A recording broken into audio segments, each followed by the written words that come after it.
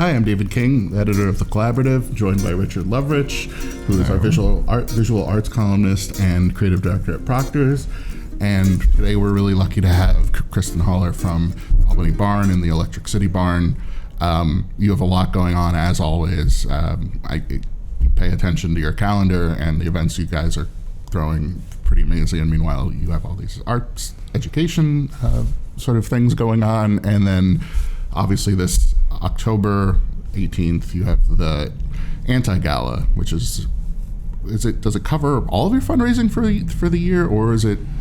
It is our biggest fundraiser for the year, and it's really like our only structured fundraising initiative for the year. So it is a very critical event for us, especially as we look at our most recent expansion and just trying to really develop our programming tracks and strengthen them as much as we can. So, Richard, you're a little bit involved in the barn. Yes, have been for a while.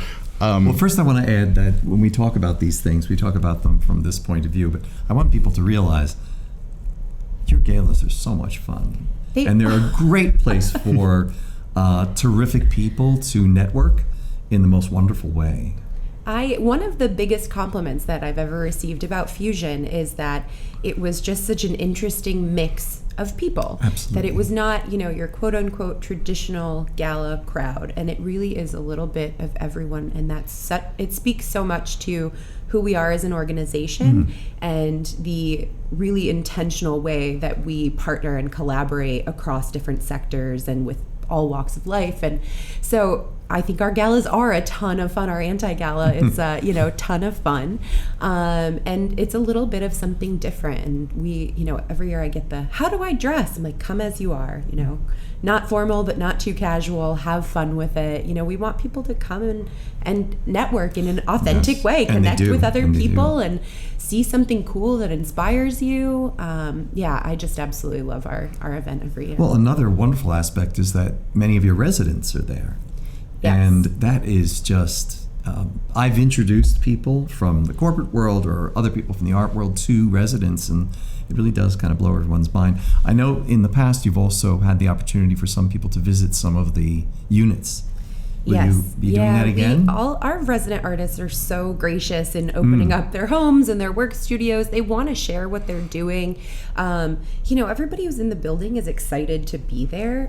They're excited about building community and about advancing their projects. So it's great because absolutely. If you come, someone will grab you, and if you're interested, and take you on a tour either of one of the lofts or a work studio. It's a great opportunity.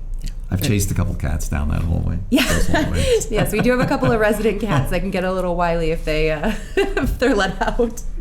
Do you have a way that you're incorporating what's going on at the Electric City Barn into the gala this year? Is there a way to highlight what's been done there this year? Yes, so every year we open up our exhibition and our artist challenge to members and artists in residence, and this year we're including Electric City Barn members and key holders. And so we'll see some of those elements come into the event as well. And what has that been like? I assume the gala in some ways is sort of like a milestone. You opened the barn earlier this year. You've been with the Albany Barn since essentially the inception. So what's it like now having this other thing to watch over and grow? I mean, have you had a chance to step back since? It's really interesting because you're right. I did come in very, very early on. I was actually our founder, Jeff Morell's intern when I was in college. So I really I saw his vision, and I just understood it, and I wanted to help make it a reality. And then as I got into it, I got a vision of my own. And that was a little bit different than Jeff's vision. But it was in my head, and it was really complicated and big. And then I found my person who was like, I love your idea. And then they made it make sense, like well past where I could have gotten it. And so it's been really interesting kind of being on both sides of that, of being entrusted to care for someone else's vision and to deliver it, and to do that being mindful of what they thought and planned for, but also being realistic and being in the moment of what's really going to be possible. And then having to do that with my own vision, to hand an idea to somebody and say, this is what I think, but I think you can take it beyond what I thought. And then watching that happen, it's been the most rewarding thing I could ever have done. And to do it in my hometown, being from Schenectady, it's just like, I'm over the moon. So, we're working out kinks. Obviously, we're coming up on a year of being opened, and we're really still getting things moving forward and tweaking processes, but it's been so exciting just to be involved in the process. And watching my staff in Albany just really step up and take such a leadership role. I have just the best team. Fight me on it. Like, I have the best team. They're so good, and I've just seen their growth and the growth of our artists and their engagement, and it's just over the trajectory of coming from this concept of Albany Barn and then looking at it and going, oh wow, we can really have an impact on a regional level, and we are making a difference in the lives of people, and we're encouraging people to stay here who may otherwise have left. And what an amazing gift to be able to give to the place that raised me, that I have so much love for. So yeah, I'm just couldn't be happier. The questions that I have fielded about both barns, either barn, yeah. I think it's worth taking a moment. The newspaper person in me wants to take a moment to, in a brief way, what are the similarities and differences of the missions of the two barns? Like recently someone said, and I'm looking at, and they were looking to live at the barn in Schenectady, and they were an artist, and I pointed to the difference in policy there, and sure. Instructed her to call. Yeah, so Electric City Barn is attached to housing. We have a nonprofit housing developer that we worked with, but it's not specifically artist housing. Right. So you still could potentially apply to live adjacent to a makerspace, and we have a partnership with that organization so that they're actually an organizational member, and their residents do have access to our space through that membership. Okay. But it's very different in that we don't have 13 artists living in the building. We have 13 families. Is that mostly like a HUD clearing then, without an electricity board in between? Yes, so right. We don't do any of the selection, recruitment for tenants there, though we have made referrals off of, folks who've applied to Albany Barn who maybe their family size is too large or their income doesn't quite fit. We've said, this is an artist housing, but you can look at this other opportunity, and we are connected and affiliated. Right. So I always say that the venues have the same mission and different methods of delivering it. So, the barn has always been about kind of creating the infrastructure and the culture for the creative economy to thrive, and for it to be inclusive and socially responsible, and to really be a steward between, where arts and economic development, business development really kind of collide. So in Albany, our studios are all sort of privately held. They're equipped by the artist who is working in them, and so they really have that ownership over their space. And we really wanted to get into training and workforce development in a much more structured way. But that's hard to do when you have an artist who's working and it's their piece of equipment that if something happens to it, like there goes their month financially. Right. So we really wanted to provide the space and the tools and the resources for artists who want to share their knowledge to be able to do so. So that's where the Electric City Barn's makerspace model comes in, because now we have larger studios, so bigger physical footprint, with some cool toys in them. We have experts who can safety train, and then we're developing these ongoing programs where people can come in and really learn or hone skills within these creative disciplines. And I think I remember from the notes, and this probably gets to the next phase of the dream of the Electric City Barn, that it becomes this referral service. Yes. Can you explain that a little bit? Because that's kind of amazing and wonderful. Sure. So looking at the creative economy in a data-driven way has been so instrumental in helping us to shape where we're going and what our role is in this big, creative economy mix. And there's 16,000 plus freelancers working here, and I know a bunch of them, and a lot of them have big ideas, but when you're a one-person shop, they can be difficult to execute. So we said, we're working in these communities where we have people who are looking for opportunity to learn. They're looking for education, looking for job training, there's lots of underemployment. And then we have folks who have big ideas and maybe not the human capital to pull it off. Let's connect them. And then once we do that, let's start to look at who's coming through who really has a knack for something or a passion for it. Let's get them into a database so that the next, freelancer that comes along that has a project that now fits into this skill set, we can make a connection. We can help to structure the agreement so that it's mutually beneficial. We can make referrals to local businesses who are looking for talent. So it's really just about making that data work for everyone and making it accessible, and really letting people know that there's opportunity here within that creative economy, and it can be on the micro scale or it could be your full career.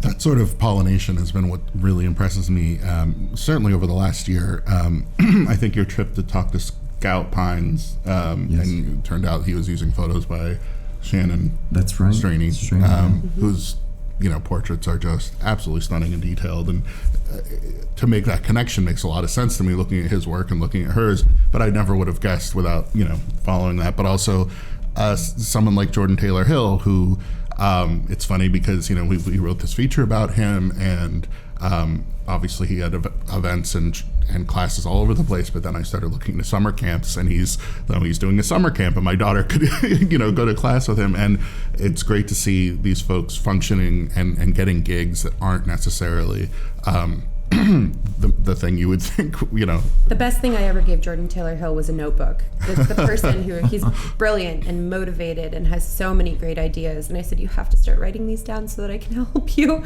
to plan and execute them. And he's one he's been there, since the opening of the barn, and his progress has just been tremendous. Again, just couldn't be more proud and honored to have a part in that, any small part, in just being that sounding board and that encouragement, but yes, being that connecting point too, making a relationship with the libraries, or, Jordan's first real teaching gig was through a partnership that we had with the Albany District Attorney's Office, where they were sending us into summer camps to provide arts enrichment to these, camps across the county. And we served hundreds of kids over the course of the summer. And Jordan was there. He did camps in the South End and in Arbor Hill and in Cohoes and Watervliet. He was all over the place making connections, and people loved him. And then they invited him back, and it just became a sustainable thing for him. And he didn't need us anymore, and that's what we want. We really want people to outgrow us. Right. It's always a good dream. Yeah, right. We're the opposite of like your average landlord. We're like, could you just get this in motion and outgrow? Like, we want you to leave. We want to kick you out of the nest because there's a line behind you of people who want to pursue their passions and to do it here, and we want to be able to help as many of them as we can. And to see some of those folks create opportunities for the people down the line is sort of amazing. It's really... The collaborations that happen between the artists and residents is really great, and that's happened so organically at Electric City Barn too. The conversations and the connection points that people will make, and they really consider themselves a part of something. So when they're looking for a photographer, they look in-house first. And, when they're looking for somebody to edit something, or heck, even, do you have a truck and could you move this thing for me? It's about, you're really starting with your neighbors and having that, that accountability to one another. And our artists in residence at Albany have formed some committees this year and are doing some really great work engaging the community and doing some internal kind of professional development on their own. It's been just really encouraging to see them support each other. And so we talked a little bit about this before starting, and I've heard that there is a project in the works coming up soon at both barns, or is it just the Albany barn? We're piloting at Albany Barn. Okay. Because we were able to receive a grant to fit out a space that had been planned since we opened, which is a teaching kitchen and a sort of community cafe, a space for people to gather, and eat.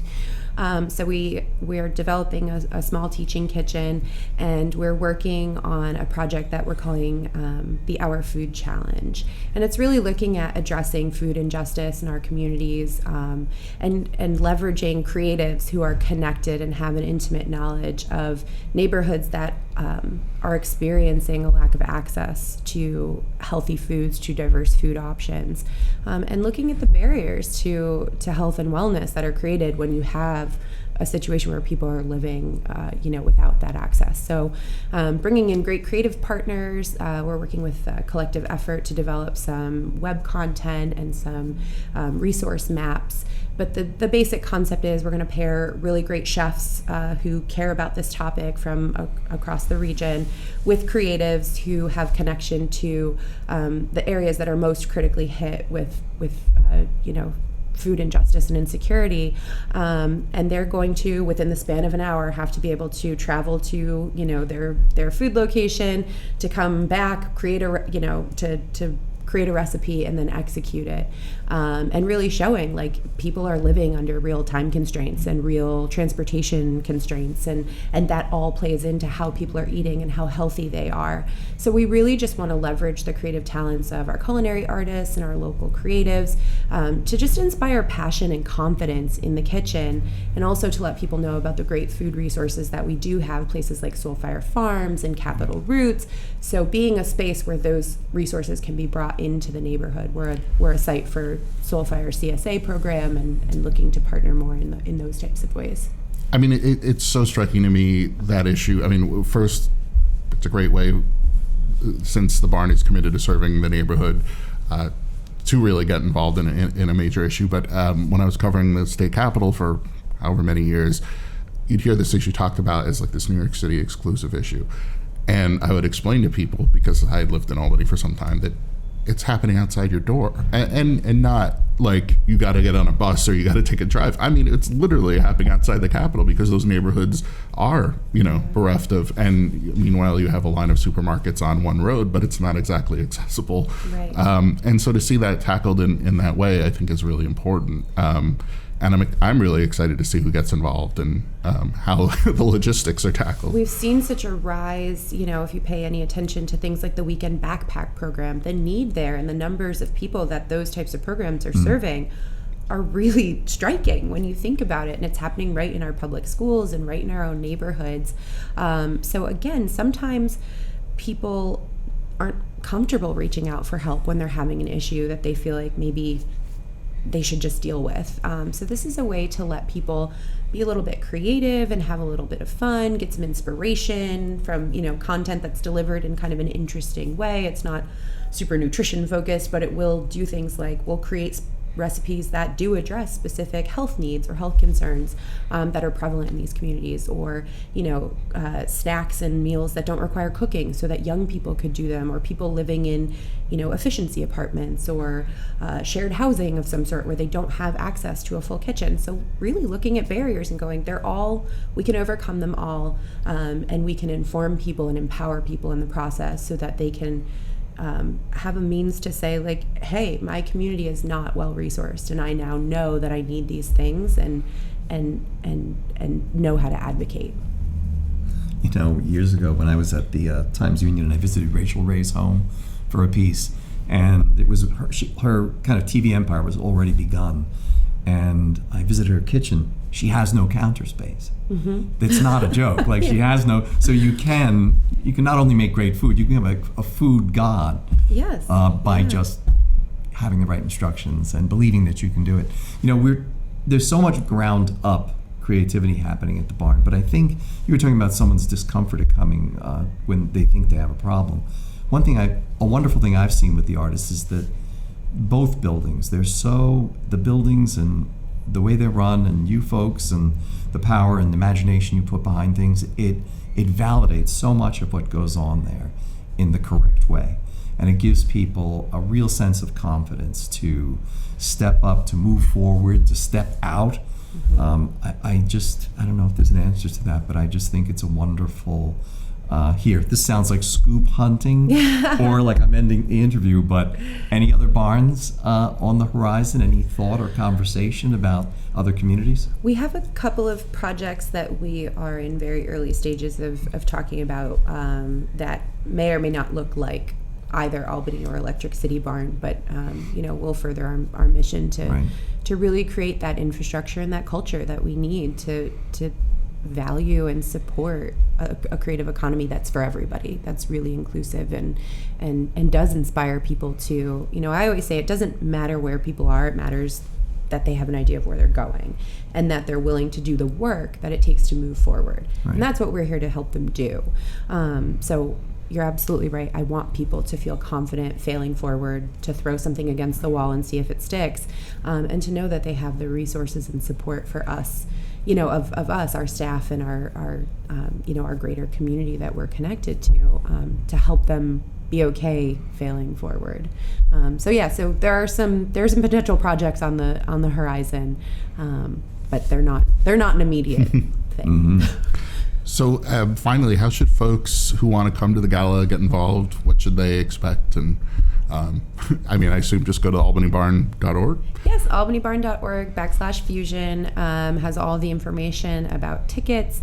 But yeah, I would encourage anybody who has heard about the barn, or even if this is your first time hearing about the barn and you're intrigued, I think Fusion is just the best little glimpse at what it is that we call barn life, and kind of get a little taste of everything that makes this crazy place what it is. So yes, October 18th, 6 o'clock at Albany Barn, and tickets and information at albanybarn.org/fusion. Well, thank you so much for coming on and sharing this, and I'm very excited to see how that program plays out. Thank you. And actually, we're going to be piloting that program at Fusion. We're going to be doing a little intro to that program, a little unveiling. So if you're interested in the Hour Food Challenge, definitely check Fusion out. Very cool. Thank you. Thanks so much for having me.